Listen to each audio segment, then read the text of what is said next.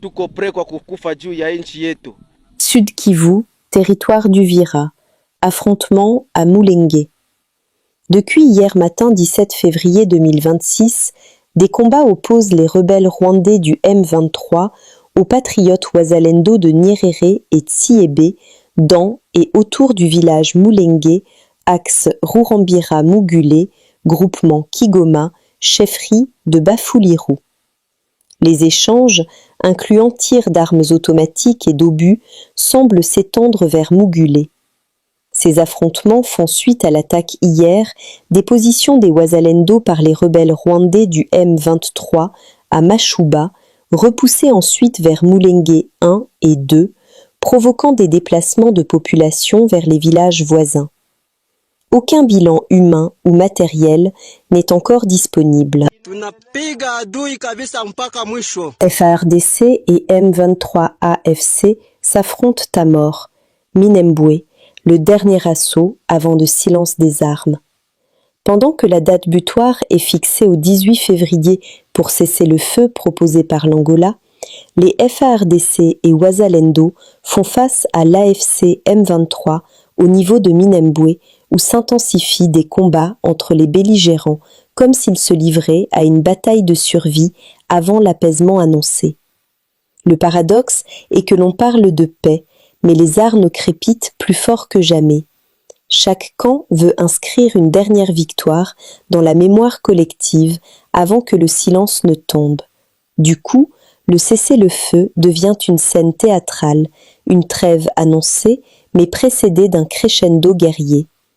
L'image forte qui s'impose présente les canons s'épuisant dans un sprint final, comme si la paix devait être conquise par la dernière rafale, une course contre la montre où l'armée congolaise et les Wazalendo prennent l'avantage, donnant à Kinshasa une posture de force avant la suspension des hostilités.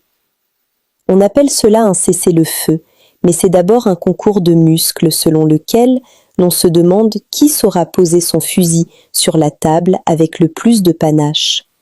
En effet, la paix, ici, ressemble à une loterie où chacun achète son ticket avec des balles. Il s'agit en effet du dernier assaut avant l'apaisement, marqué par la tension de ces dernières heures. Parce qu'à la veille du cessez-le-feu, prévu pour le 18 février, proposé par l'Angola, les combats se sont intensifiés dans l'est de la RDC. Kinshasa a officiellement accepté l'initiative dans un esprit d'apaisement et de recherche d'une solution pacifique, mais la rébellion de l'AFC M23 reste hésitante et prudente dans sa réponse. Cela crée une atmosphère de bataille de survie avant la date butoir, où chaque camp cherche à consolider ses positions. L'armée congolaise et les Wazalendo ont revendiqué des avancées sur le terrain, ce qui renforce leur posture avant l'entrée en vigueur du cessez-le-feu. Ce moment est donc crucial, soit le cessez-le-feu ouvre une brèche vers une solution durable, soit il risque de répéter les échecs des trêves passées. La MONUSCO, de son côté, insiste sur un appui progressif, conditionné à des garanties de sécurité et à des arrangements confirmés. Ce qui est frappant, c'est la dramaturgie de ces dernières heures, dominée par une intensification des combats juste avant la trêve annoncée, comme si chaque camp voulait écrire la dernière ligne de force avant le silence des armes. Sud Kivu, une somme importante d'argent destinée au salaire des enseignants, a été emportée lors d'un braquage armé sur la route de Makessé vers Chabunda. Au moins 16 450 000 francs congolais destinés au salaire du mois de janvier 2026 d'enseignants de Kigouloubé a été emporté par les hommes armés dans le territoire de Chabunda, au sud Kivu. Le salaire destiné à 4 écoles primaires et une école maternelle ont été emportés par des hommes armés, avec téléphone et autres biens de valeur, dans une incursion des hommes armés l'après-midi de ce mardi 17 février 2026. Les enseignants des écoles concernées demandent des enquêtes sérieuses et un renforcement de la sécurité, dans un contexte sécuritaire déjà fragilisé à l'est de la République démocratique du Congo. Sud Kivu, 3 creuseurs artisanaux ont péri dans un accident minier survenu au site de Kisasa, à Chabunda. Un accident minier a ôté la vie à 3 creuseurs artisanaux lors d'un éboulement de terre survenu le mardi 17 février 2026 au site d'exploitation minière de Kisasa, situé dans le groupement de Bangoma, en territoire de Chabunda, au sud Kivu. Selon les premières informations recueillies dans la région, les victimes exploitaient du minerai dans un puits à ciel ouvert, communément appelé drain, lorsqu'elles ont été surprises par un éboulement de terre, causant ainsi la mort de ces creuseurs artisanaux et plongeant leur famille dans le deuil. Béni, les éléments du commissariat urbain de Goma en repli à Béni ont été déployés au quartier Mambango pour renforcer la sécurité. La parade a été présidée par le commissaire supérieur adjoint Didier Mouika Makwanzi dans la cour du quartier Kanzuli, commune de Bungulu. Ituri, 27 civils ont été libérés après leur enlèvement par les ADF dans la chefferie de Walez-Vonkutu, territoire d'Irumu, en République démocratique du Congo. Les familles ont payé des rançons estimées entre 5 000 et 10 000 $ après des appels téléphoniques des ravisseurs. Ituri, la chef de la chefferie de Waleza-Karo à Mambasa, alerte sur la présence d'environ 200 jeunes biras armés dans le village Bamama, sous prétexte de venir sécuriser les membres de la communauté bira se trouvant dans la région de Yedi. Parle de l'agression de la RDC par le Rwanda. Le Congo fait face à une injustice internationale. C'est ce que dit le leader du parti politique UDPS, Kibasa. C'était lors de la célébration du 44e anniversaire de ce parti. Pour Augustin Kibasa, le Congo reste fort et déterminé à mettre fin à l'agression rwandaise. Le ministre Augustin Kibasa a salué la signature de l'accord de paix de Washington et il a appelé les Congolais à se ranger derrière le président de la République pour sauver la patrie.